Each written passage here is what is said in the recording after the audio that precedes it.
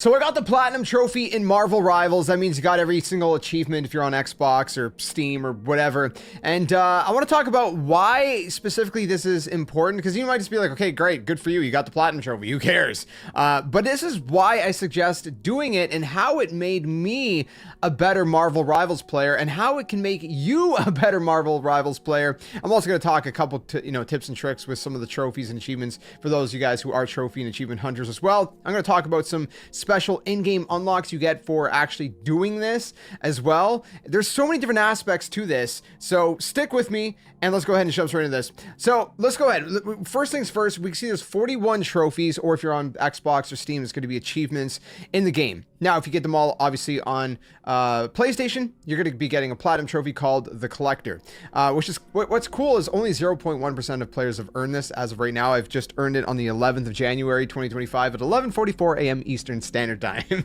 I would have gotten it earlier, but number one, it took a little bit of a break around Christmas time. I got really addicted to PoE 2, and so I didn't play this as much, and Thor gave me the worst time of my life. So most of these are going to be self-explanatory, right? You know, team up with a friend for a match, you know, land 3-player KO streak, upvote 1 player. Some of these are super easy. So you're gonna be wondering, like, well, how does that make me a better player? Well, first of all, obviously it makes you familiar with the game, win 100 matches as well. But why would it make you a better player? Well, because you would basically, not including any kind of, you know, DLC characters, which I would, you know, contribute to obviously the new Fantastic Four characters that are part of season 1, not including them. You have to basically, there's a trophy for almost every single, or not almost, there is a trophy for every single you know, character in the game, a hero, whatever you want to call them, legend heroes, I think they're called in Marvel Rivals. And so this is why it's going to make you a better player, because it's going to force you to play as every single character. Now I'm going to go through my stats in a second,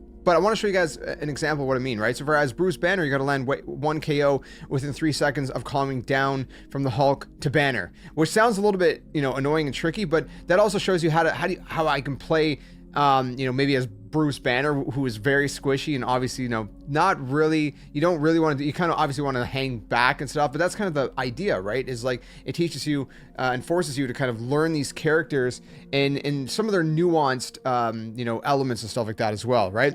Again, I'm not going to go through every single one, but you kind of get the gist of how this kind of works, right? As you go through each one, you're gonna see that they all have very specific trophies and prerequisites to kind of do, right? And so I think that's why, you know, at the end of the day, it's gonna, like I said, gonna force you to play with every single one. I'm gonna go through my stats for you guys, basically how much time it forced me to play with as every single character. Keep in mind, you know, some of these characters are gonna have a little bit more playtime because I played as them in ranked, which, you know, when I wasn't trying to go for trophies because I already had the trophies. But yeah, it's gonna force you to do every single one. Now, the one I hated the most was Thor, because as Thor, you got to strike down 4 enemies with single use of God of Thunder. Now, for those wondering, is this going to be a quad kill? No, I didn't get a quad kill in the game that this actually popped up. I didn't even think I hit 4 enemies in the game that this popped up. So yeah, this one's really annoying because his ult is not very good, and people get so much kind of, you know, time ahead to kind of react to Thor's ultimate that they kind of disperse, you know, quicker than you can actually hit 4 enemies. It would have been easier if it was 3. So that's why this one took me the most time. Let's go to the actual game itself, and we'll talk about, you know, some of the actual stats and what, you know, some of the special unlocks are as well, and different things like that. So in terms of stats, I'll show you, for example, for Thor, if I go over to season 1, that's pretty much where I spent all my time. I had about 14 hours before this popped. It just popped in, or sorry, this is season 0. It just popped in season 1. So I had maybe 14.2 hours played as Thor. It got to the point where I went from hating Thor as a character to basically like maining him, where I just know the character pretty good at this point. I'm not a pro, obviously, but I know the character pretty good. Hela, for example, I got 7.3 hours. Now, it didn't take me that long to get her trophy, but I spent a lot of time with her because obviously she's like one of the better DPS characters that I've personally enjoyed. I also really do like Punisher. Reminds me of Soldier 76. And yes, I recognize that, you know, the spread between all of my characters are not, you know, that, you know, big. You know, like obviously there's a lot of characters I need to spend a little bit more time with. You know, like I said, Thor gave me the worst kind of trouble with it. But as you can see, I spent typically at least 1 to 2 hours, give or take, on each character to get all of the trophies and achievements. Some of these characters I didn't play much besides getting the trophy. Wolverine, I actually liked him, so I think I played him a little bit more than I needed to, so it might be that I got the trophy around 2 hours. Same thing with Penny Parker. I got her trophy pretty early. She's kind of like my second choice for a tank. Like if I'm not going to choose Thor, usually I'll go for Penny Parker. So it did not take me 2.5 hours to get her trophy. Again, you know, maybe an hour and a half or so. Squirrel Girl, that one was a little bit annoying. Almost all this time was definitely for the trophy, 2.2 hours. Jeff, I mean, I played some of the winter mode, so obviously some of the time spent playing as Jeff was in there, so it didn't take me that long to get the trophy for that one.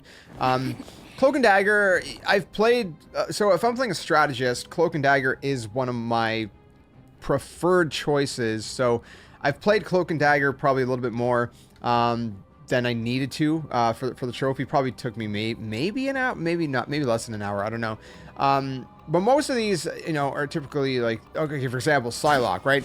Didn't take me long, obviously, to get the trophy. I mean, I've only played Psylocke for 5 minutes, which is kind of sad. I don't know why these two don't show any time, because I've definitely played with both of them, you know, at least like 30 plus minutes. But anyways, so yeah, Psylocke like 5 minutes. So some of these, it's like, okay, yeah, I could spend more time with them to learn them a little bit more. But the point I'm trying to make is it'll typically, on average, force you to spend, I mean, like on the bottom end, you know, maybe like 15 to 20 minutes on average, maybe 30 minutes to get a trophy or achievement, but at least it forces you to play as every single character to some degree, some more than others. And I think that's crucial to make you a better player. Number one is it teaches you what you like and don't like for each category, because I think you should be well versed with every single one, right? Like tank, DPS, strategist, right? Support, whatever you want to call it. I think you should be well versed with each of these categories, so you have an option. If the team needs you to play a different, you know, role, you can play a different role, and you have different options within each role to choose from. The other thing is to know how they work, whether they're your teammates or whether it's the enemies. You need to know how these characters work in order to counter them better if they're on the other team, which is going to be huge, right? So that's why I think it just makes you a better player. And then if we actually go to achievements, there's this section called Heroic Journey. So all these different kind of achievements, there's 4 different categories at the time of recording this. If you click on the little like gift icon at the top right corner, you can see that there's all these different unlocks you can get, like nameplates, different things like that. So there are unlocks, but for Heroic Journey, these ones are going to be specifically tied to the ones that are tied to the achievements and trophies that I just showed you. So if you're going for the, you know, platinum trophy, for example, there's a couple that are not. For example, the newer ones for Invisible Woman and Mr. Fantastic, there's no trophies or achievements for those, you know, like actually like system based, right? Like no PlayStation trophies, but there are achievement points in game for those as well.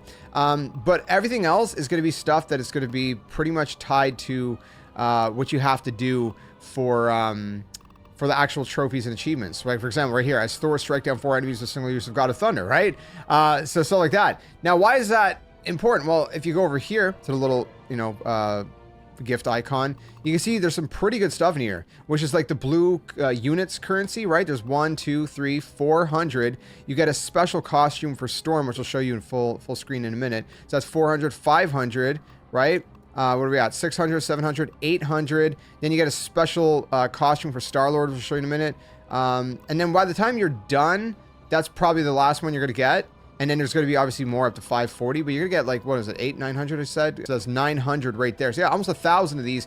And then what are these units good for? Well, if you go to the store, for example, you can see that the new skin for Invisible Woman and Mr. Fantastic cost 1,600 of these. Now there's other ways to earn these as well. Obviously you can go to the seasonal tab, you go to the event tab when there's events, and then under these events, you can see that I earned 60 down here. So there's different ways to earn them as well.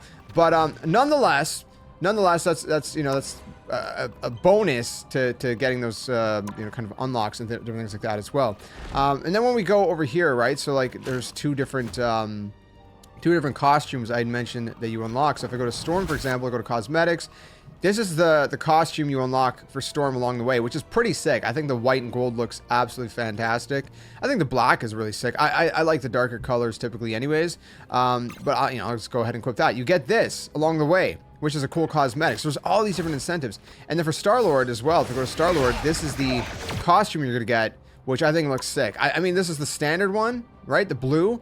And you can see like on the legs, it's just basically black and kind of plain, but with the red one, there is some red with the black and the gray and whatever. I just think the red one looks cooler, so I really like that. And that's one you're going to be unlocking as you try to go for these trophies and achievements. So yeah, I mean, I know this sounds like a weird video, and maybe it is. Maybe this is the kind of video, like, I don't even know how to title it properly. You know, maybe people are going to be like, I don't care. Like, who cares? You got the platinum trophy. But I would highly suggest doing that. Going for every, you know, system-based achievement or trophy, you know, if you're on PlayStation or Xbox or Steam or whatever, because it's going to force you to play with every single character at least an X amount of time, right? Because you're going to keep playing as that character till you get that trophy or achievement. And then as you do that, there's the in-game achievements, which again are going to give you all these different kinds of rewards that I just mentioned, which I think is going to be really nice as well. So there's all these different incentives, right? And then beyond just the two skins you're going to get for these two characters, like I said, you're going to get the units currency, which is going to help you buy stuff in the store. And so, I mean, there's so many different incentives to actually be going for these achievements and trophies that, you know, you might have not realized or thought of prior to. So anyways, like I said, a little bit of a weird video, but I wanted to make this video because I think it's important for people to at least try to get really well acquainted with every single character in the game, especially to know how to like properly play them, especially if you're playing ranked, man. You know what I mean? To know, like I said, what to expect if the enemy are using certain, you know, characters. You want to know like how these characters work and whatever, right? So yeah, anyways, those are my thoughts. That's you know, one of the reasons why I got the platinum trophy. I like hunting trophies and achievements. I like collecting them, to be honest. And I love this game so much, I wanted to get the platinum. That's kind of the base. But I also wanted to force myself to, you know, really spend, you know, some time with each character. Like I said, some of the characters a little bit less than others. But anyways, let me know your thoughts. Let me know who your favorite characters are. And let me know if you plan to try to go for any of these achievements and trophies or whatever. Or, you know, what are your thoughts?